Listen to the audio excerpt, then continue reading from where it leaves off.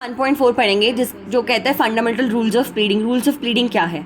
तो English law के 4 rules है प्लीडिंग के। पहला कहता है every pleading must state facts, every pleading must state facts not only law, only not law. मतलब प्लीडिंग में फैक्ट्स बताने हैं, लॉ नहीं बताना, ठीक है। फिर every pleading must state only material facts, सिर्फ काम के फैक्ट्स बताने हैं, फालतू फंड के फैक्ट्स नहीं बताने हैं। Only those facts on which the party relies, और मटेरियल फैक्ट्स में भी वो वाले जिसमें पार्टी रिलाई करती है।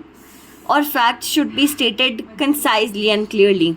जब तक फैक्ट्स जो हैं क्लियर और कंसाइज नहीं है तब तक प्लेंट का कोई फ़ायदा नहीं। ये पहली ड्राफ्टिंग के रूल्स में आ गया था, ठीक है। अब इसके एक्सेप्शन क्या है? जहाँ पे कस्टम और यूजेजेस है अप्लाई हो रहे हैं वहाँ पर तुम्हें लॉ भी बतानी पड़ेगी कि हमारे यहाँ का ये कस्टम है, ये यूसेज है, कहाँ से इस्टेब्लिश किया है, कौन से डिस्ट्रिक्ट टू डिस्ट्रिक्ट जब जजेस बदलते हैं ना, तो इसलिए आपको कस्टम और यूसेजेस के बारे में हमेशा प्लेंट में बताना। नहीं तो फिर क्या होता है, प्लेंट में जनरली आपको लॉ के बारे में बताना नहीं होता, लेकिन अगर कोई कस्टम अप्लाई हो रहा है तो उस केस में आपको बताना पड़ेगा, क्योंकि जजेस ना चेंज होते हैं। मान लो कोई नया जज अप्लाई आ गया कहीं पे और उसको पता ही नहीं कि यहाँ का ये लोकल कस्टम है, तो उस केस में उसको उस चीज़ से आगाह करने के लिए कस्टम्स और यूसेजेस को डिस्क्राइब करना पड़ेगा। फिर फॉरेन लॉ का केस है, अगर आप कुछ कहीं फॉरेन कोर्ट का मैटर है जो यहाँ पे ला रहे हो, या फॉरेन कोर्ट में आप प्लीड कर रहे हो, तो जजेस उन सारी चीज़ों से शायद अवेयर ना रहें, तो आपको वो चीज़ें मेंशन करनी पड़ेगी कि ये वाला सेक्शन इस एक्ट का ये कहता है और इस बिहाफ पे हम यहाँ पे कंप्लेंट लेकर आए हैं, जो भी चीज़ें हैं, ठीक है। फिर प्रिजम्पशंस आपको डालने पड़ेंगे, और लीगल प्लीज जैसे रेस जुडिकाटा, रेस सब जुडिस, लिमिटेशन, स्टॉपल, ये सारी चीज़ें आपको डालनी पड़ेगी। मतलब ये उस रूल का एक्सेप्शन है कि आप लॉ नहीं डाल सकते हो प्लेंट में, ठीक है। अब इसमें ना एक चीज़ और आती है, फैक्टा प्रोपेंडा एंड फैक्टा प्रोबेंशिया।